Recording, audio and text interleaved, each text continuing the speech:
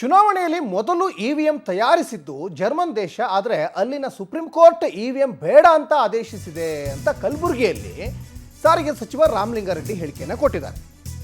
America, England, France ಸೇರಿದಂತೆ ಎಲ್ಲಿಯೂ ಕೂಡ ಇವಿಎಂ ಬಳಕೆ ಇಲ್ಲ. ಜಗತ್ತಿನ ಮುಂದುವರಿದ ದೇಶಗಳು ಇವಿಎಂ ಉಪಯೋಗವನ್ನು ಮಾಡ್ತಾ ಇಲ್ಲ. ಇದನ್ನು ಕಲಬುರಗಿಯಲ್ಲಿ ಸಾರಿಗೆ ಸಚಿವ ರಾಮಲಿಂಗಾರೆಡ್ಡಿ ಹೇಳಿಕೆ ಕೊಡ್ತಾ ಇದ್ದಾರೆ. ಅಮೆರಿಕ, ಇಂಗ್ಲೆಂಡ್, ಫ್ರಾನ್ಸ್ ಸೇರಿದಂತೆ ಎಲ್ಲಿಯೂ ಕೂಡ ಇವಿಎಂ ಬಳಕೆ ಮಾಡ್ತಾ ಇಲ್ಲ.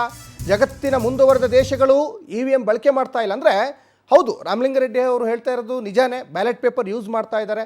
ಮತ್ತೊಂದು ಕಡೆ ಬಿಜೆಪಿಯವರು ಇದನ್ನು ಶಿಲಾಯುಗಕ್ಕೆ ಹೋಗ್ತಾ ಇದೆ ಕಾಂಗ್ರೆಸ್ ಸರ್ಕಾರ ಅಂತ ಒಂದು ಕಡೆ ಗಂಭೀರವಾದಂತಹ ಆರೋಪ ಜೊತೆಗೆ ಟೀಕೆ ಮಾಡ್ತಾ ಇದ್ದಾರೆ. ಬೇಕು ಅಂತ ಮೊನ್ನೆ ತೀರ್ಮಾನ ತಗೊಂಡಿದ್ದೀವಿ. ಈ ಬ್ಯಾಲೆಟ್ ತಯಾರಿಸೋದು ಎಲ್ಲಿ ಗೊತ್ತಾ?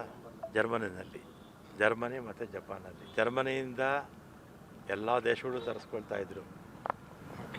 ಜರ್ಮನಿನಲ್ಲಿ 2009ರಲ್ಲಿ ಅಲ್ಲಿನ ಸುಪ್ರೀಂ ಕೋರ್ಟು ಬ್ಯಾಲೆಟ್ ಬಾಕ್ಸ್ ಉಪಯೋಗಿಸ್ಬಾರ್ದು ಅಂತ ನಿಷೇಧ ಮಾಡಿಬಿಟ್ರು. ಎಲ್ಲಿ ತಯಾರಿಸ್ತಾರಲ್ಲ, ನಾವೆಲ್ಲ ತರಿಸ್ಕೊಳ್ತೀವಲ್ಲ, ಆ ಬ್ಯಾಲೆಟ್ಟು ಉಪಯೋಗಿಸ್ಬಾರ್ದು ಅಂತ ಇದು ಜರ್ಮನಿಯ ಕೋರ್ಟೇ ತೀರ್ಮಾನ ಆಗಿದೆ.